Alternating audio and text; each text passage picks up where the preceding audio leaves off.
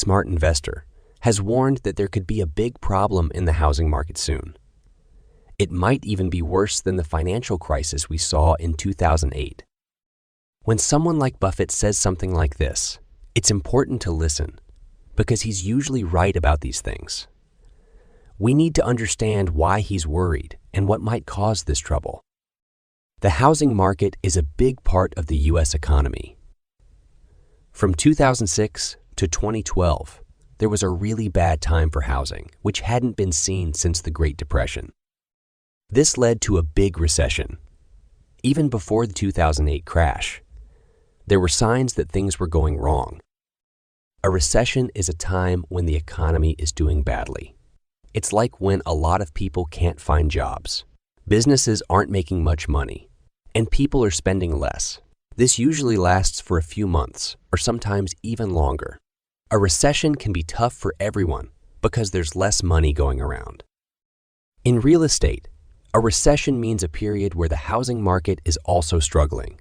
During a recession, people might not be buying or building as many houses because they have less money or are worried about their financial future. This can lead to a drop in house prices. A recession can be tough. It can also be harder for people to get loans from banks to buy houses. For those who own property, it might be tough to sell their houses for a good price. So, in simple terms, a recession in real estate is a time when the housing market slows down and there's less activity and growth. During that recession, the house prices were going up really fast because people were making risky investments and it was easy to get loans. This created a situation where prices were too high and then suddenly fell, affecting economies all over the world. Now, something similar is happening. After 2020, house prices have gone up a lot. This isn't just because of normal reasons. It looks like people are rushing to invest in real estate, hoping to make quick money. It's like everyone is trying to get rich fast from real estate. Buffett and his business partner, Charlie Munger, have said there are dangers in the market for buildings and offices, like banks having a lot of bad loans and property prices starting to drop. This is like what happened before the 2008 crash, where risky loans and people buying property just to make a quick profit led to a big fall in the market. Another problem is how investors are using too much borrowed money to invest in property. They're doing this to try and make more money quickly, but it's really risky. This is dangerous because, unlike stocks, you can't always tell what a property is really worth every day. Prices are often based on what similar properties have sold for, which can be misleading and cause big changes in prices.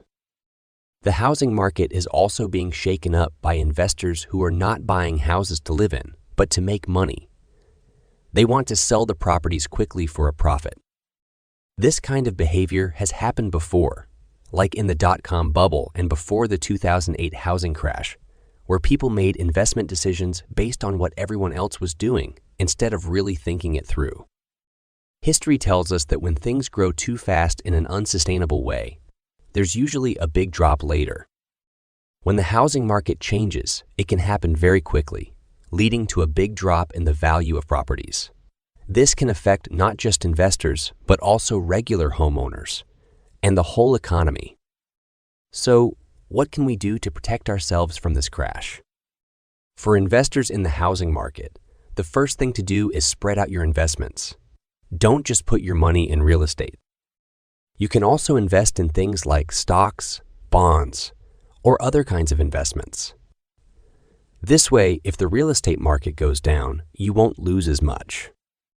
Next, you need to do your homework before you invest. Look into the property, the area it's in, and what's happening in the economy. Try to find places where there are more jobs and more people moving in. This can make your investment safer. Another important step is to think about making money regularly from your property, like renting it out. This is often better than just hoping the property's value will go up. This way, you can have a steady income from your investment. Be careful with borrowing too much money. If you borrow a lot and the market goes down, you could lose more. Try to keep a balance, borrow only as much as you can comfortably pay back, even when times are tough. Try bargaining hard with listed property sellers for the best deal possible. Don't assume paying 10 to 20% above listing is normal even in this seller's market. Sellers may come down on prices if evidence of slowing market momentum is shown to them. Lastly, be ready for changes in the market. Keep some extra money aside for unexpected costs or if you can't find tenants for a while. This will help you manage if things don't go as planned. For low and mid-income, people looking to buy a house, start by looking at your money carefully and decide how much you can really spend on a house. It's good to save as much as you can for a down payment. This can make your loan smaller and easier to handle. Then, work on making your credit score better. A good credit score can help you get a better deal on a home loan. Pay your bills on time, try to pay off debts, and make sure your credit report is right. Also, look into special programs that help people with lower incomes buy houses. In the U.S., for example, there are FHA loans, USDA loans, and VA loans that can make buying a house easier and cheaper. Another thing to do is find out about affordable housing in your area. Some places have special deals, like help with down payments, cheaper houses, or ways to own a house with others. When you buy a house, think about staying there for a long time. If you're not planning to sell soon, you don't have to worry as much about the prices going up and down all the time.